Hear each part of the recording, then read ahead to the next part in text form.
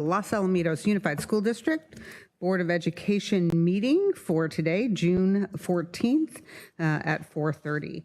And so we will go ahead and call the meeting to order. And Mrs. D'Angelo. Ms. Catulli. Here. Mr. Fayette. Here. Mrs. Hill. Here. Mr. Forehand. Here. Mrs. Davidson. Here. And I would ask for a motion to adopt the agenda as presented. Second. I can do all in favor. No roll call. All in favor? Aye. Opposed? Passes 5-0. Fabulous. So we can move on. And we are going to move on to a wonderful presentation of, I kind of know what it is, but I want to make sure I got it right. The enrollment forecast. Thank you, report. And Mrs. Galicia. Thank you, Madam President. We are so privileged today to have Ron Van Orden from Power Schools. As you remember, this year we contracted with Power Schools to provide us with an enrollment projections, mainly just to ensure that the numbers we are using for our multi-year projections are accurate. So we needed an expert to ensure those numbers were correct. So they provided you with a annual enrollment projection report, which you have a copy of. And as you know, this is a pretty large report. So Mr. Van Orden is going to summarize that report for us and give us a little bit more detail and help us understand the report better. So thank you and welcome, Mr. Van Orden. Take it away. Yes, thank you. And good afternoon, Board of Education. Very excited to be here this afternoon and as you mentioned, just walk you through some of the highlights of the work that we completed for the district. And so we'll go here. So this is an overview of what I'll be covering. We're going to kind of start very broad, and then we'll work our way down to the actual enrollment forecasts that our team of analysts generated for the district. And as we go, we'll talk about some of the things that are driving and affecting districts, especially districts that are experiencing declining enrollment, some of the underlying demographic forces at work. And of course, I'll touch on the pandemic, the after effects of that, the TK expansion. I'll give you a walkthrough of how we generate those projections for our customers and tell you a little bit about us as we begin here and we'll end with the actual enrollment forecast. There is going to be time for questions at the end, but of course, as I go through it, if you have questions, I'm happy to take those as we proceed. So as was mentioned, we are now part of Power School. You may be familiar with the name Decision Insight. That is how our company started.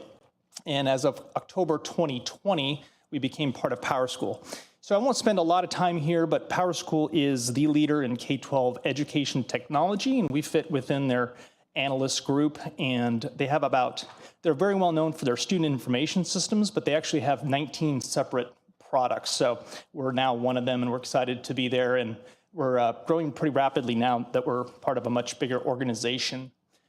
A little bit about me. So I've been doing this about 12 years, and when I ended, I was like the general manager of that company. So now what I do is I head up the solution within Power School. But I had the opportunity to work under Dr. Dean Waldfogel, who was one of the founders and former superintendent of Irvine. He actually developed the projection methodology, so I had an opportunity to kind of mentor under him and had the opportunity also to present at various state conferences, largely around boundary modifications, school openings, but also about demographic factors that affect school districts. So I'm actually doing some research right now to do a webinar on declining enrollment because so many districts in California are experiencing that. So I actually pulled together some research. If you look at the, and I'm not good with colors, of course I put colored graphs up there. I think it's orange, the orange. That is California statewide enrollment. And I think this graph is kind of telling because you could see that the statewide enrollment peaked in 04-05, and it has been on a downward trajectory ever since then. You can obviously see that 2020 had this very precipitous decline, which is pandemic related. Then we go over to LA County and Orange County, and you can see that it is similar to the statewide.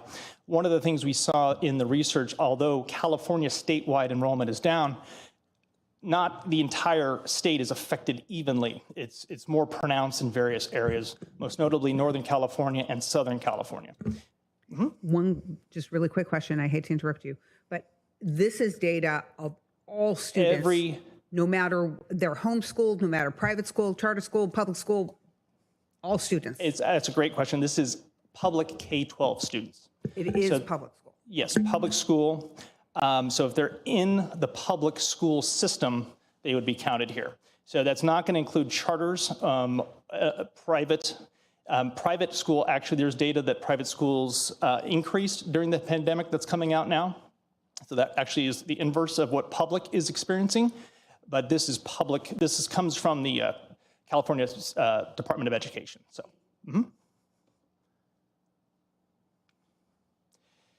So what is driving this? And this is not, we work with over 225 districts nationally and over 150 in the state. We do ongoing annual projections. And we are hearing this across the state, but also across the country. So what's going on here? The overarching factor is there's just fewer school-age children.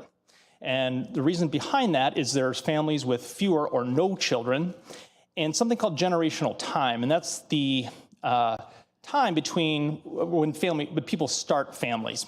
So one data point there is in 1970, the average female was 21.4 years old when they had she had their first child. In 2022, that was 30 years. So you can see there's this. People are waiting longer to start a family, and when they do, they're having fewer children or no children. The other big factor that is specific to California is net migration. California benefited for many years being a draw, both internationally and from across the United States. People would move here for work, for jobs, what have you, and that has been decreasing, and during the pandemic, it dropped way off. Some of that is related to the pandemic, and there's really one of my other slides, I'll mention this, that it's a little bit too early to see some of the data about if that's a permanent trend, but it definitely is affecting California. And another very telling item is that the California Department of Finance is projecting an 11% decline in school-age students by the 29-30 school year. So over the next 10 years, or so, that's what they're projecting.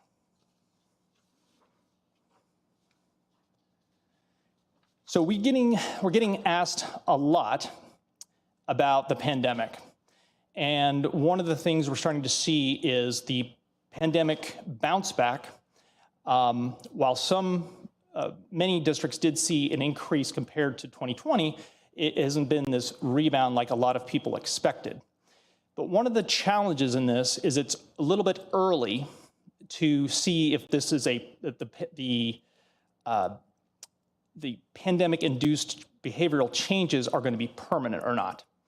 And that's because we need a few years from when we went from pandemic to endemic for things to stabilize. So one thing that is still in discussion is the posture of the business community towards remote work. Right? During the pandemic, there was this move to remote work, and you're starting to see now businesses start to rethink that and revisit that, and I'm cautioning some of our customers to be aware of that because that historically has been a draw for California because we have a dynamic economy and a lot of people would move here if a job required that. So we really need about another 18 to 24 months to start to see really solid data from the time when we moved from the pandemic, really the severe limitations, and to see if some of those trends are now the new normal.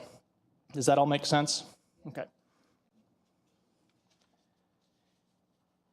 So this is a very simplified look at things that we look at when we are generating projections for our customers. And I'm going to talk about TK in detail in just a moment. But we still look at kindergarten largely as the driver of a district's enrollment, being that is the primary entry point into a district system, So we very much scrutinize kindergarten enrollment. We look at that. Beyond that, we very much look at the impact of new residential development, however large or small that is, and then inter and intra-district transfers. So students moving within your district, but also especially people or families that might opt to come into your district. So we look at how how you've done that historically, how many students you've drawn in, and to see if the assumption would be that that would be likely to continue. So we very much look at those data points.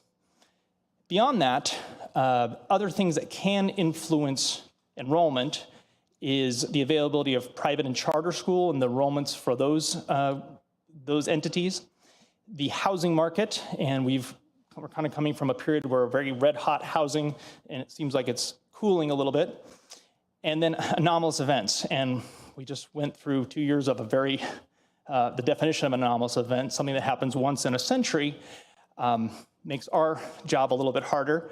And we have the pandemic, and then especially for California, this TK expansion, which I'll touch on here in just a moment. But we look at all those. And we look at, as I mentioned, the underlying demographic changes and how that may influence your projections. So we actually generate 2 projections for all of our customers. There is a conservative projection and a moderate projection. The difference is that the conservative is always going to generate the fewest number of students, and the moderate will generate the greatest number of students. There's a graph at the very end of this presentation. You'll see it graphed out. They're not markedly different, but it does provide you 2 looks at your long-term trends. And we look at these, really we want to be able to give you a high and low out at a 10-year time horizon, so you can look at those two different possible trends. For kindergarten, again, we spend a lot of time examining kindergarten. What we will do at each elementary campus is look at all of these trends at each elementary site. So the 10-year projections actually begin their life at your elementary sites. Then we aggregate that up for your middle, high, and district-wide total. So we're really looking at the very small geographies to be as accurate as we can. And then we aggregate that up for your district-wide total. One other note before I move on, we do also take a more conservative look at the new housing development with the conservative forecast, and we don't change the total amount of homes being built. All we do is we tend to push that out into the future a little bit longer, so that take into account any unforeseen things like construction delays or things like that. So you'll see a little bit of a difference there too. So these next couple slides are historical. They're looking back, and easiest way to look at this is looking at these different age groupings and comparing the students from today from 4 years ago. So for kindergarten, for example, if you had 100 kindergartners 4 years ago, today you have 88, so on and so forth, all the way down to the district-wide total. So we're just looking there to see what changes you've experienced in the recent 4 years, and to see if there's any things that stand out in terms of a particular cohort of students more than the other. This one is a little bit similar in the same vein. So we'll do the top and the bottom, and then we'll come back to the 12 to K. So this is looking at that same comparison year to year. So kindergarten in 2019, if you had 100 kindergartners, you have 103. Not surprising, in 2020, that dropped to 84. That is something that almost universally all of our districts experienced, is kindergarten with the virtual learning, the challenges of virtual learning, and also that kindergarten is not compulsory. That was very much affected. And you can see that then 2021, that came up again, but that is then comparing it to the year that was down. So.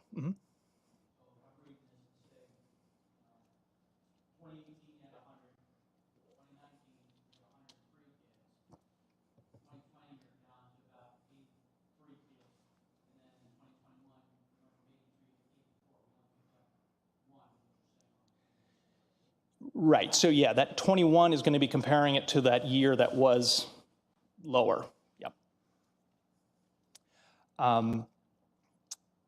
The 12 to K is doing that same thing, but comparing the kindergarten cohort to the 12th graders. And that's something we very much look at largely to see what kind of cohorts you're bringing in and then the cohorts that are exiting, because over time that does have an impact. If larger cohorts are exiting your system and you're bringing in smaller cohorts, that will result in fewer students. So I want to make sure I understand that number, 12 to K, meaning that in 2019, we retained 83% of those who started in kindergarten and then went all the way through 12th grade, where now we've only done 68%? No, so that would be if 100, just at the 2019, if 100 12th graders were that previous year, the next year you only brought in 83. Does that make sense? So it's comparing the kindergarten to the 12th grade from the previous year. From the previous year? Yes. Okay. So I think, is this accurate that if you have a kindergarten class district-wide of 800 students and you have a 12th grade class of 900 students, there's there's a delta. There's a delta of 100 students between who is coming in and who is exiting your system. Yeah, just so really to remain flat, and your district does have, you do have students that do enter in other parts, so that is going to throw that number off a little bit. But the ideal is that if 100 12th graders exit, you want to have 100 kindergartners, and then you remain in stasis, right? So, okay, so new housing. So we did research on behalf of the district to quantify what was being built that falls within your district geography. And the goal there is to identify a net increase in new homes. And there are 2 projects that we identified, and we'll see some data on that. But what we want to find out is what's being built and when it's expected to be sold and occupied. And then that would result in potentially families moving in and those students coming into your district. So we very much look at the phasing, the type of housing, and what we found are 2 projects. And you could see this, this is a detail of the number of units they expect to sell and to be occupied. And the year is going to represent the fall of the school year in which that would occur. So you'll see a number of tables in this presentation. Something to note is if there's ever a year, it always refers to the fall of that school year. So 22 would be the 22-23 school year, so on and so forth. So you can see there's luxury apartments, Los Alamitos luxury apartments, mainly all of them expected to be sold 100 in 2022 and then 7 the previous year, whereas the Lamson project is a little bit more spread out over time, probably multiple phases. So what we'll do is we'll apply what's called a student generation rate to that. It's a mathematical factor, and that's how we differentiate between the types of housing, right? So a urban loft that's really more geared towards like a young professional, we'd have a very low rate for that. A 4-bedroom suburban home would have a higher rate. Does that all make sense? Yeah. Is there any difference between ownership and renting? We don't get to that level. And really for our purposes, we don't really care if we're just trying to identify which units are a net increase, so that might be students. So if those apartments are rental units, we don't get to that level. Yeah.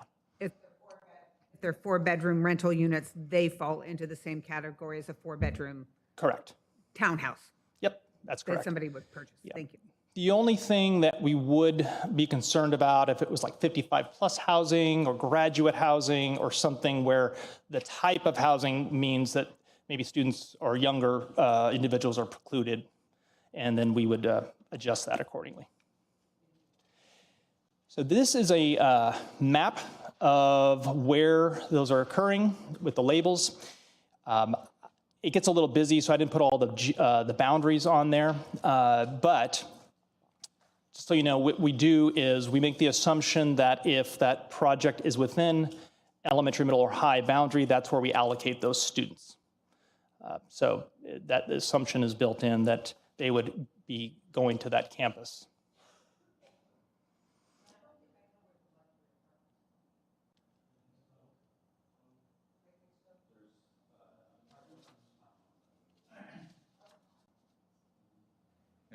Thanks.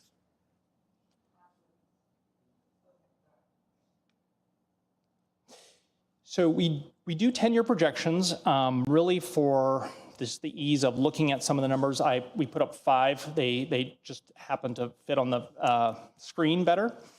So the 2021 column is, the first projected year, I should say, is the 2022 column. And I don't know if you can see it. That's actually a little highlighted. It's a little hard to see. 2021 is there really for reference as as one historical year, so you can see. This is our conservative projection. So this, again, is going to generate the fewest number of students. And you can see that this one is going to show more of a decline than the moderate. Since I have this up, this is the place where I will mention TK and the expansion that is happening in the state of California with that program. So what we did for all of our California clients is that we looked at what they have historically enrolled for their TK program, if they do indeed have that program. And then we added the additional 3 months of eligibility per the state guidelines out until that program is at an additional 12 months of eligibility. So one thing to keep in mind is that there are some pretty significant assumptions built into that. And again, this would be really akin to something that is anomalous because we don't really have a history of that program being made available to a younger group of students. So the best we can go on is looking at what you have historically enrolled in TK and then said if that were to be extended for an additional 3 months every year, what would that impact be? So one thing to keep in mind, you can see that number does grow out until 2025, where it then levels off. That additional element is additive, so you are going to have obviously more students, but it's not necessarily going to reverse the underlying demographic factors at play. So you're going to effectively add an additional cohort at the front end, but there's still that underlying issue of just fewer school-age students. The other thing to keep in mind is that just because a program is available does not necessarily mean that every parent is going to take advantage of that. So one of the things we will do is get student data in this year, look at the actual enrollments, and then obviously adjust that. But we did want to model that for all of our California customers and really give them a more of a ceiling to see what could be possible if every student opted in that was eligible so that the districts could plan and be prepared for that in that event. For example, right now 196 would be about 10 of those UTK classes if you just divide the 24. And right now we're trying to build 8 classes. So not every 4-year-old within that window has elected to go into UTK. So our number might be off even from the conservative number.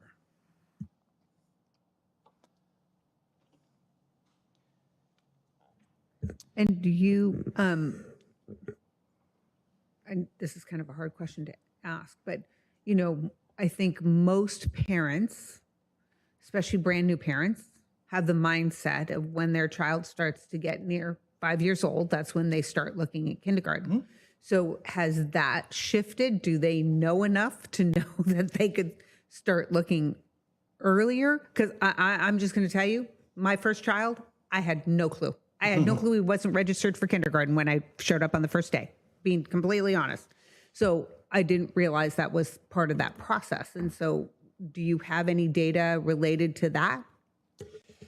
We don't have any data necessarily on that specific thing, but there are a host of variables that is going to mean that it's going to vary by district. So socioeconomics come into play, the availability of childcare, the cost of that childcare, is a factor, right? And the availability of other programs or other both daycare, childcare, and preschool availability in the area. So I think what you're touching on is that like human behavior kind of takes some time to change, and so there's some variables that you have to just weigh when you're looking at those numbers.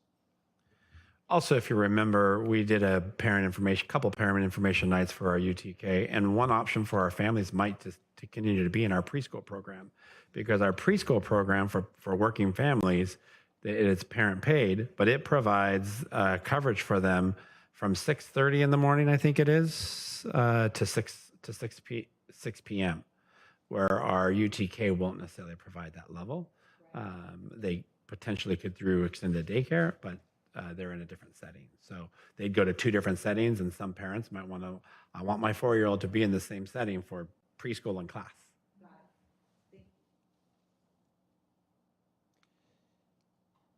So I just switched. We'll look at the moderate. Again, the more aggressive of the two. You do see that in 2025, there is a year there with some growth. The other things, just to point out, is that this TK is a little bit more aggressive. But again, you'll see a graph in just a moment here. There is not a massive difference between the two, just a little bit more of aggressive look at the projections in the moderate.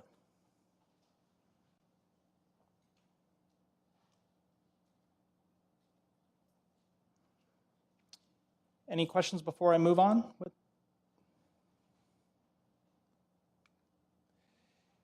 There's the graph I've mentioned a couple times. You can see the top one being moderate and the bottom being conservative. Where we actually would expect your actuals to come in is right between those two. If we were to get a time machine and go 10 years out and look at the data, that's where we'd expect that to be. With some years obviously being more towards the moderate, some more towards the conservative, but between those two lines. So this one can be sometimes a little bit of a mental switch. This chart, in this graph, I should say, the colors represent the time, the year, out into the future. So you have a current, a 5-year look, and then a 10-year look. Horizontally, you have your grade levels, and then you have your numbers of students in the vertical axis there.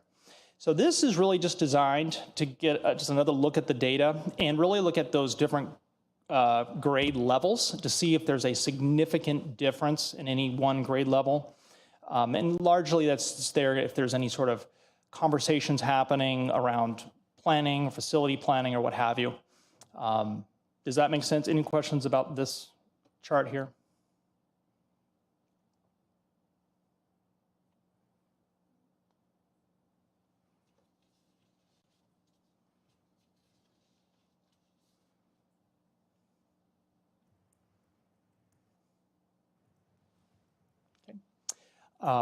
This last slide here is looking out 5 and 10 years, and we just note the schools where we want to note that there may be a significant change. And not included in this presentation is all by school, by grade projections, but that is included in our service provided to staff. And these are some of the campuses where we're seeing some significant declines. Again, just alerting you to that data and making you aware of it in the event that informs any additional conversations that the district may have.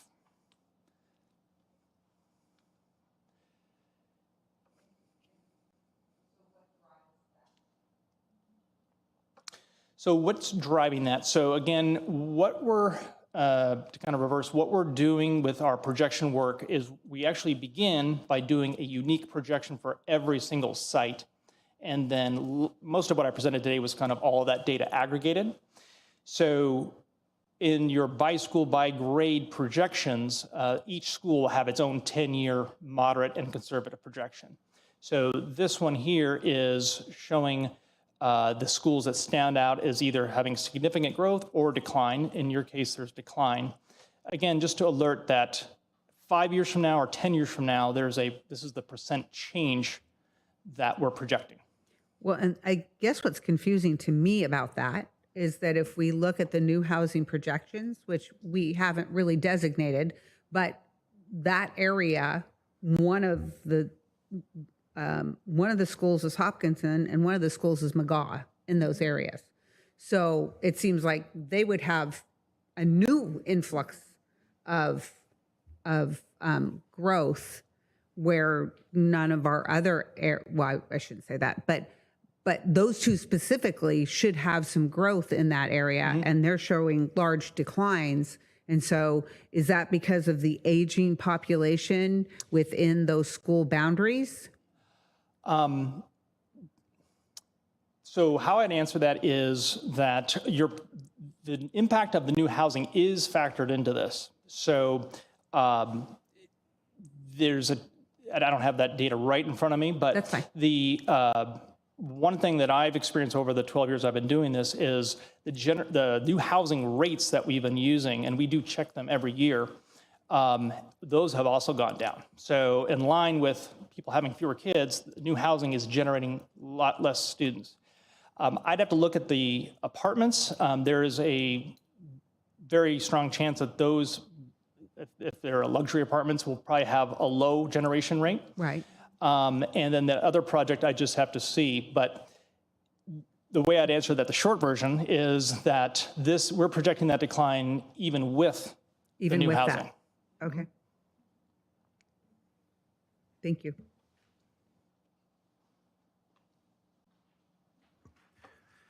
Yes. I have a question, and I'm not even sure if I should address it to you. Within Rossmore community, we have 4 elementary schools.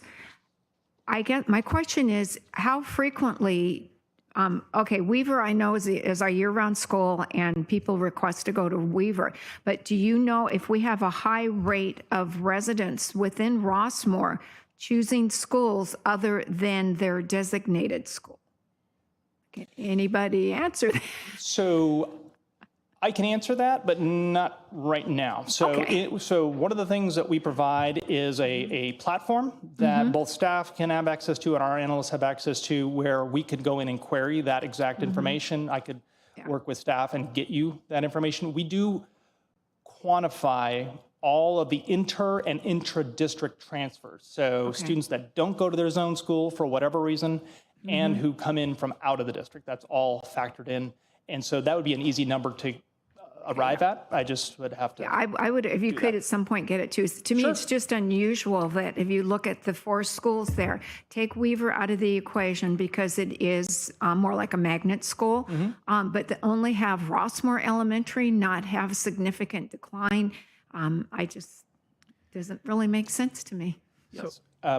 I have some hypotheses to some of that. Oh, right. The great thing about the data, by the way, that Ron's sharing is he literally, what we got to see, it's harder to see until you see a live map, but you can take almost any school and then it'll be of our district have dots and it'll see where they actually live.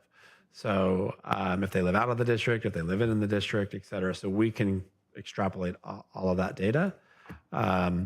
But some of the schools that are on our lower on those 4 schools, they've already declined the most. So some of our 2 largest schools, Hopkinton and McGaw and LAE, is what I'm seeing the trend there, where Rossmore is our smallest school already, to the point where we're also trying to help as much as we can to balance out enrollment at the 6 schools across the district. And then some of our schools have a slightly greater percentage of interdistricts. And so some with less, if they're not getting a lot, that makes their calculation harder to calculate, where Hopkinton has probably a higher percentage of residents. And so it's harder to predict in that model, if as the resident population drops, will we garner more interdistricts that could fuel that formula is one hypothesis that I have. That being said, one thing that I think we should be at least open to discussion in the near future, I'm not so sure about next year, is at least considering whether we should retake a look at our school attendance boundaries. As new property opens up, we do know already we have 2 schools that have the least number of residents enrolled just within, if we talk about home attendance boundaries, and that's Rossmore Elementary and McAuliffe Middle School. And so, there may be something that we want to consider over time. How do we reshape our boundaries, which for our residents shouldn't impact significantly, because we typically let our residents choose what school they want to go to. And if we did do that, that would be a time, I think, where we should consider no longer having Weaver have no boundaries. Have every elementary school have a boundary, and then we let our parents choose anyways, as long as they choose by March 1st. But it could help try to equalize the number of residents within each school to help all schools be successful or balance out the home attendance. So particularly as new development happens towards Lamson, the new development right now is right near Oak. So it's just going to further provide that equity and balance between middle schools of where their residents' boundaries are. And so it might be something I think and Power Schools is a company that could also help with that. And so we talked about it a few years ago, but we didn't want to confuse the community when we were going through district boundaries for board elections, that it would be too confusing in that process. But I don't think we should do it in the fall. I think there's too much on everyone else's plate. But I think it should be something maybe we consider within the next few years. So Ron, when you're factoring in all of this, we're being told, or the rumor is that other districts are going to hold on to their students, so they're not going to be released as easily. Is that factored into it, or do you just discount that until it's a known reality? We generally want to have some sort of, confirmation before we would model something like that. We do work with district staff, and if if they know, hey, this neighboring district is going to not release students any longer, then we can model that, but we don't just preemptively do that. But prior to the projection, we do work with district staff, and we have a whole questionnaire of all of those factors that maybe we're not aware of, like a policy change in a neighboring district, internal policy change. And if we're made aware of that, then yes, we will make that change. Mm-hmm. And then for us, you'll see probably later when Mrs. Galicia goes over our budget presentation, we obviously have to pick an enrollment projection for budget because it's a significant force funding for us. And so what we have found is, we've always done enrollment projections ourselves as well. We've used our own internal system. So what's kind of nice is to have a secondary system to kind of triangulate data in some form or fashion. Right now, we're choosing the conservative numbers because when you're talking about budget and we don't really know what's been going on these past few years with the pandemic, et cetera, we'd rather be happily surprised because we can hire more as needed before inflating our budget and then realizing, oops, now we have even less dollars than we initially thought of. So we are using the conservative numbers between our internal projections and Power Schools. So if our number was lower at 3rd grade, which we already happen to know our number is lower at UTK, we're going to use that number within both of those realms. So, and like I said, if we, by the first interim, we'll have our enrollment from C-beds, or at least from the first 3 weeks of school or more, that'll give us a great indication if we've increased. It's better to have that good news than to have to now really worry now what. So, any other questions? Thank you very much. I very much enjoyed meeting all of you. I wish we were a little bit more joyful for you, Yes, but I as you understand. can understand. But we really do appreciate it and appreciate all the information, the explanation. Thank you so much.